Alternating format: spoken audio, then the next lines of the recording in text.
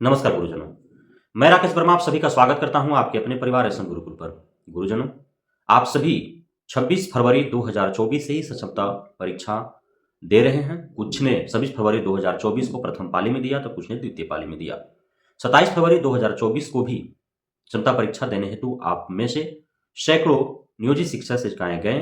कुछ का प्रथम पाली में था तो कुछ का द्वितीय पाली में था। किसे पता था कि सक्षमता परीक्षा देने जा रहे हैं तो दे पाएंगे अथवा नहीं, या यूं ही खाली हाथ लौट जाएंगे। किसे पता था कि क्षमता परीक्षा देने के लिए इतनी तैयारी के साथ खर्च करके इतना परेशानियां उठा करके वो जा रहे हैं तो वे क्षमता परीक्षा दे करके ही लौटेंगे, या फिर यूं ही ऐसे ही खाली हाथ लौट जाएंगे।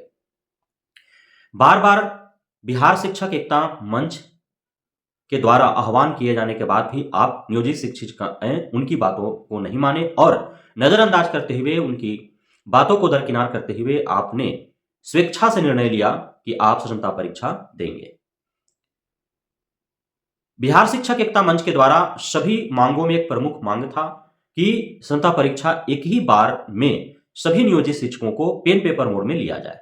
एक ही दिन परीक्षा हो, अलग अलग तिथियों में, अलग अलग पालियों में क्षमता परीक्षा लिए जाने के बजाय एक दिन ही पेन पेपर मोड में ले लिया जाए। अब शिक्षा विभाग और बिहार बोर्ड को भी एहसास हो रहा है कि शायद सीबीटी मोड में परीक्षा का आयोजन कर उसने गलती कर दी, क्योंकि परीक्षा यदि पेन पेपर मोड में होता तो शायद यह परिस्थिति उत्पन्न न होती कि तकनीकी कारणों के वजह से परीक्षाएं स्थगित करनी पड़ती।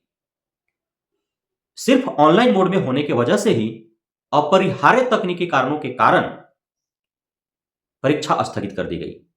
बिहार बोर्ड या शिक्षा विभाग को एकमात्र नोटिस निकाल देना है कि परीक्षा स्थगित हो गई। अब परीक्षा कब होगी इसकी सूचना अगले आदेश में, अगले नोटिस में दे दी जाएगी।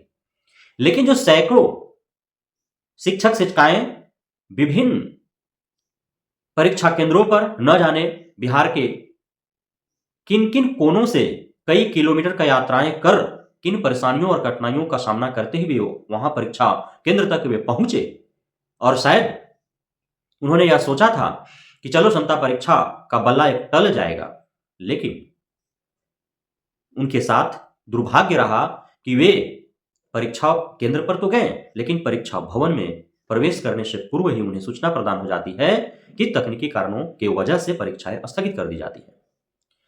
आप सभी को ज्ञात होना चाहिए कि कोई भी जब परीक्षा देने जाते हैं तो वे 1.5 घंटा 2 घंटा पहले ही वहां पहुंच जाते हैं।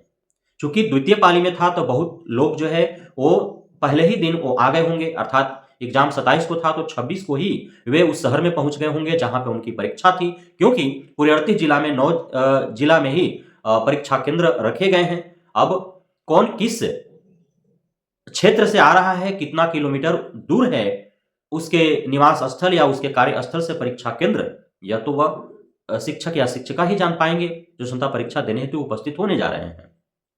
तो ससमय पहुंचने हेतु वे एक दिन पूर्व भी आ जाते हैं, और एक दिन पूर्व आए होंगे उस शहर में, कहीं होटल में कमरा लेकर के 1500-2000 में वो रहे होंगे, खाए होंगे, ठहरे होंगे। उसके बाद विधिवत तरीके से पूरी तैयारी के साथ वे सुबह नाश्ता वगैरह करके होटल छोड़ करके चले गए होंगे कि अब क्षमता परीक्षा देंगे और फिर घर लौट जाएंगे।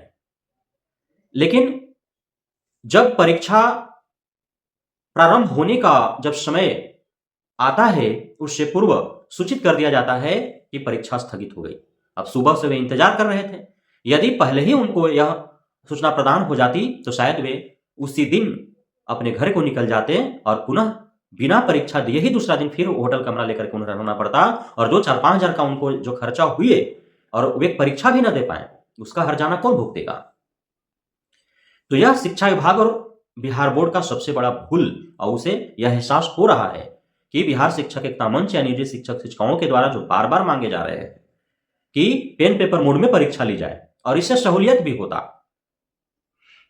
आप 3 बार या 5 बार क्षमता परीक्षा लेने हैं, लेकिन 3 बार और 5 बार क्षमता परीक्षा लेने हेतु आप जो इतनी प्रक्रियाएं कर रहे हैं 26 फरवरी से 6 मार्च तक, सोचने वाली बात है। लगभग 10-11 दिन जो एग्जाम चलेंगे अलग अलग पालियों में।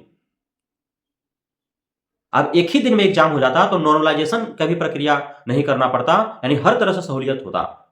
यदि एक दिन पूरे बिहार भर में सभी जिलों में सेंटर हो जाते तो शिक्षक शिक्षिकाओं को आने जाने में भी समस्या नहीं होती, सभी का होम टाउन में उनका सेंटर मिल जाता। या फिर जिला बदल भी दिए जाते तो आस पड़ोस के जिलों में दे दिया जाता, तो काफी दूरी उन्हें तय नहीं करना पड़ता, तो शिक्षक शिक्षिकाओं को भी सहूलियत होता। ये जो माउस पर कंट्रोल नहीं हो पा रहा है, दाएं से बाएं, ऊपर से नीचे, ए के जगह पर डी, इससे भी समस्या से वो नहीं जूझते और आसानी से परीक्षा भी हो जाती, सभी को सहूलियत भी होता और शिक्षा विभाग और बिहार बोर्ड को परीक्षाएं स्थगित नहीं करनी पड़ती, नॉर्मलाइजेशन नहीं करना पड़ता और आसानी से एक ही दिन में परीक्षाएं हो जाती और जब तक परीक्षा का जो तिथि है ऑनलाइन, उतने दिन में रिजल्ट भी घोषित कर दिए जाते। तो ये मांग नहीं मानने का ही कारण है कि संहिता परीक्षा तकनीकी कारणों की वजह से स्थगित करना पड़ा और इतना परेशानी का सामना करना पड़ रहा है, शिक्षक शिक्षिकाओं को भुगतने पड़ रहे हैं। जो नियोजित शिक्षक शिक्षिकाएं हैं, जो गुरुजन हैं, वो पता नहीं क्यों डटे हुए हैं, अड़े हुए हैं कि बिहार शिक्षक एकता मंच के विरोध में जाकर के वे संहिता परीक्षा दे ही रहे हैं। उन्हें क्विक कर देना चाहिए था, बैकआउट कर देना चाहिए था और नियोजित शिक्षक शिक्षिकाओं जो बिहार शिक्षक एकता मंच से जुड़े हुए हैं, उनकी जो मांगे हैं उनके साथ उन्हें खड़ा हो जाना चाहिए था, ताकि बिहार सरकार झुके और पेन पेपर मोड में परीक्षा ले एवं अन्य मांगों के प्रति भी वह अमल करे एवं उसे लागू करे। जिनका परीक्षा स्थगित हो गई हैं, वे इंतजार करें कब तक तिथियां घोषित हो पाती हैं।